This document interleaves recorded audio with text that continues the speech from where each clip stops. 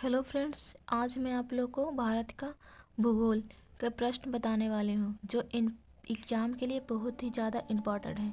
हम लोग आप लोग को कल के वीडियो में कुछ भूगोल का प्रश्न बताए थे जो पार्ट 1 है, और आज हम जो बताएंगे वो पार्ट 2 होगा। ठीक है, तो आप लोग कोशिश करिएगा कि प्रश्न को हम अच्छे से समझें और देखें। ठीक है, तो ठीक है, चलिए हम लोग सॉल्व करने की कोशिश करते हैं। ये सब प्रश्न हम लोग मैप से भी समझेंगे कैसे कैसे कहाँ पे क्या स्थित है। ठीक है,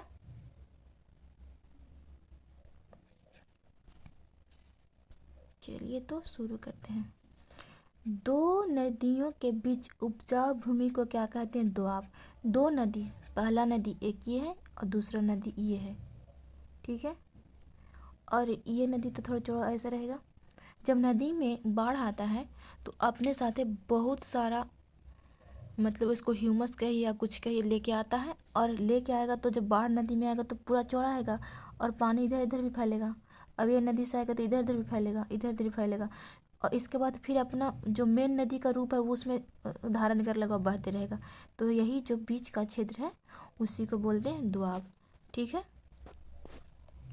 नेक्स्ट देखिए, भारतीय प्रायद्वीप की सबसे लंबी नदी कौन सी है? गोदावरी। भारतीय प्रायद्वीप माने कि साउथ इंडियन, साउथ ये है, इसी यहाँ जो सबसे बहती है नदी उसी को बोलते हैं प्रायद्वीपीय भारत। ठीक है, किस नदी को दक्षिण गंगा कहा जाता है? गोदावरी नदी को दक्षिण गंगा कहा जाता है। किस नदी का स्रोत भारत से बाहर है? तो ब्रह्मपुत्र नदी का स्रोत जो बाहर, मतलब कि भारत से बाहर है। ये कहाँ से निकलती है? ब्रह्मपुत्र नदी है ना, जो तिब्बत से निकलती है। ठीक है, सिंधु नदी का उद्गम स्रोत क्या है? कैलाश पर्वत है, कैलाश पर्वत से निकलती है सिंधु नदी। भारत में कौन सी नदी विभ्रंश घाटी में बहती है? तो नर्मदा, ताप्ती और दामोदर बहती है। भागीरथी और अलकनंदा के संगम को क्या कहते हैं? जब ये दोनों नदियाँ आके एक जगह मिलती है, इस संगम को देवप्रयाग कहते हैं। कौन सी नदी अपना रास्ता बदलने के लिए प्रसिद्ध है? कोसी नदी। बिहार का शोक इसे कहते हैं, और ये कोसी नदी बहुत ज़्यादा अपना मार्ग बदलती है। कौन सी नदी ज्वार नदमुख बनाती है? तो नर्मदा नदी ज्वार नदमुख बनाती है। सतपुड़ा और बिंड के बीच कौन सी नदी बहती है? तो नर्मदा नदी बहती है। सूरत किस नदी के तट पर स्थित है? तो ताप्ती नदी के तट पर स्थित है। ये है, ठीक है, यहाँ पे गुजरात है ना, वहाँ पे सूरत यही तट पर स्थित है। भारत के किस नदी का अंतर्देशीय जल निकास होता है? तो लूनी नदी को मतलब कि होता है। नेक्स्ट प्रश्न, भारत का कृत्रिम बंदरगाह कौन सा है? चेन्नई, जिसका पुराना नाम है मद्रास। भारत में कितने मुख्य बंदरगाह है? तो 12 मुख्य बंदरगाह है। पर्यावरणीय आयोजन के साथ मूलतः संबंधित संगठन कौन सा है? NEERI है। शांत घाटी किस राज्य में स्थित है? केरल में, साइलेंट वैली भी इसको बोलते हैं। ठीक है, केरल की नीरव घाटी, केरल की नीरव घाटी, देखिए, केरल की नीरव घाटी में स्थित वन किस प्रकार के वन का उदाहरण है? उष्णकटिबंधीय वर्षा वन के उदाहरण है। भारत का प्रथम राष्ट्रीय उद्यान कौन सा है? कार्बोनेट नेशनल पार्क है। पारिस्थितिक संतुलन बनाए रखने के लिए भारत में कितना प्रतिशत जंगल का अनुपात होना चाहिए? तो 31 से 34% होना चाहिए। पारिस्थितिक संतुलन यानी कि भारत के जो हमारे देश का वायुमंडल है वो उसको मतलब कि बैलेंस में रखने के लिए उस इतना परसेंट 31 से लेकर 34% वन होना जरूरी है। गंगा डेल्टा के मैंग्रोव वन को क्या कहते हैं? सुंदर वन कहते हैं मैंग्रोव वन को। ठीक है, हरियाणा में सुविख्यात पक्षी विहार कहाँ स्थित है? तो ये स्थित है सुल्तानपुर में स्थित है। एकमात्र सेंचुरी है जहाँ काश्मीरी महामृग पाया जाता है, तो दाची ग्राम में पाया जाता है। प्रसिद्ध गिर वन कहाँ है? गुजरात में स्थित है। मैंग्रोव क्या है? तो ये डेल्टीय वन है, वर्षा वन है और उष्णकटिबंधीय वन है। सुंदरी वृक्ष किसके एक विशेष प्रकार का वनस्पति ध्वजवारीय वन है। ठीक है, आगे देखिए। जीव मंडल आरक्षित क्षेत्रों की पहली योजना स्कीम कौन सी थी? नीलगिरी वन जीव अभयारण्य आरक्षित थी। ठीक है, किसे वैश्विक विरासत वन माना जाता है? वैश्विक विरासत, जो इसको क्या बोलते हैं, यूनिसेफ में असम, काजीरंगा और सुंदरवन को विश्व विरासत में शामिल किया गया है। काजीरंगा राष्ट्रीय ये उद्यान किसके लिए प्रसिद्ध है? तो गैंडा के लिए प्रसिद्ध है। ठीक है, नेक्स्ट प्रश्न अब देखिए आप लोग। भारत में समुद्री गाय किसके वायु रिजर्व में पाई जाती है? तो मन्नार की खाड़ी में पाई जाती है। मध्य प्रदेश काशीपुर राष्ट्रीय पार्क किसके लिए प्रसिद्ध है? तेंदुआ और चीता के लिए प्रसिद्ध है। कान्हा नेशनल पार्क कहाँ स्थित है? मध्य प्रदेश में स्थित है। विश्व का एकमात्र पल्लवी राष्ट्रीय उद्यान पार्क स्थित है, मणिपुर में स्थित है।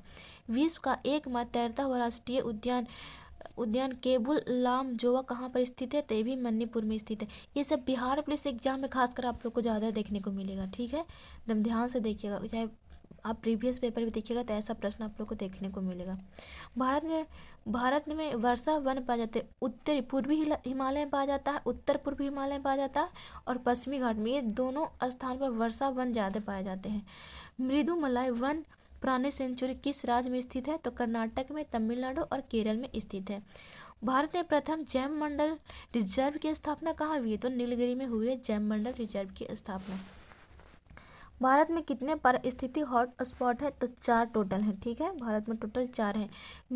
नेपाल में कौन सा राष्ट्रीय उद्यान वाल्मीकि राष्ट्रीय उद्यान को निरंतरता है? चितवन राष्ट्रीय उद्यान करता है। चंदन के पेड़ के लिए प्रसिद्ध किस प्रकार का जंगल उपयुक्त होता है? तो उष्णकटिबंधीय प्रपाती वन। ये चंदन का पेड़ ज़्यादातर हम लोग को देखने को मिलेगा भारत में, कर्नाटक, केरल, ये सब में। क्रिकेट बैट के लिए विलो कहाँ से प्राप्त होता है? शंकुधारी वृक्ष, शंकुधारी वन में ये विलो पेड़ पाया जाता है, क्योंकि वहाँ पे शंकुधारी वन पाया जाता है। कहाँ? शंकुधारी वन वैसे क्षेत्र में पाया जाता है जहाँ ठंडा प्रदेश हो, टुंड्रा प्रदेश, ये सब आप लोग पढ़े होंगे, उसमें ये सब वहाँ पे ये वन पाया जाएगा। ठीक है, वैश्विक तापमान के फलस्वरूप हो सकता है, अगर वैश्विक तापमान बढ़ जाएगा, हमारे वायुमंडल का टेम्परेचर बढ़ जाएगा, तो उसका समुद्र तल यानी कि जितना भी ग्लेशियर है वो पिघल कर समुद्र में बढ़ जाएगा पानी, और पानी का लेवल और ऊपर आ जाएगा।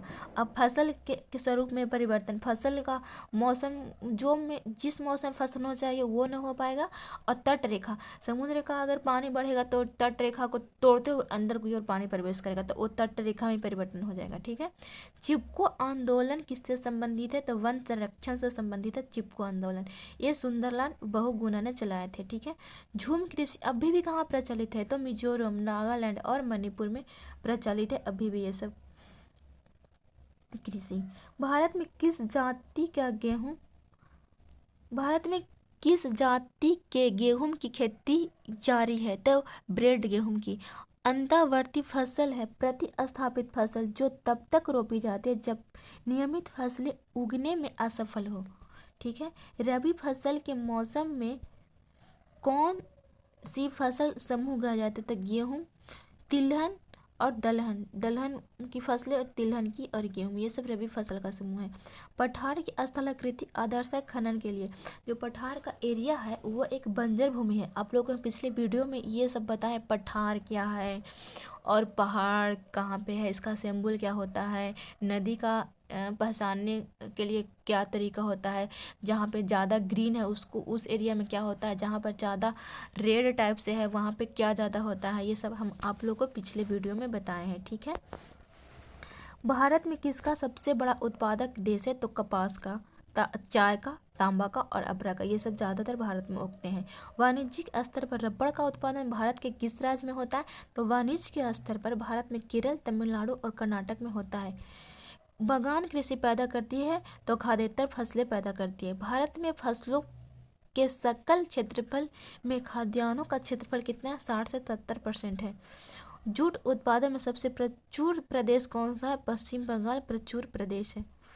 हरित क्रांति पद का प्रयोग उच्च उत्पादन आदर्श के लिए किया जाता है। प्रति हेक्टेयर कृषि उत्पादकता को बढ़ाकर किया जाता है। तो ये सब होता है। ठीक है, तो आप लोग को जो भी जो दिक्कत है प्लीज़ आप लोग कमेंट बॉक्स में ज़रूर बताइएगा, तब हम उसको सुधारने की कोशिश करेंगे। और वीडियो को देखिए और अपने दोस्तों में शेयर करिए और सब्सक्राइब भी करिए। ठीक है, तो थैंक यू दोस्तों वीडियो को देखने के लिए। तो आज के लिए इतना ही, और इसका जो नेक्स्ट पार्ट है हम लोग अगले वीडियो में डाल देंगे। Okay, thank you.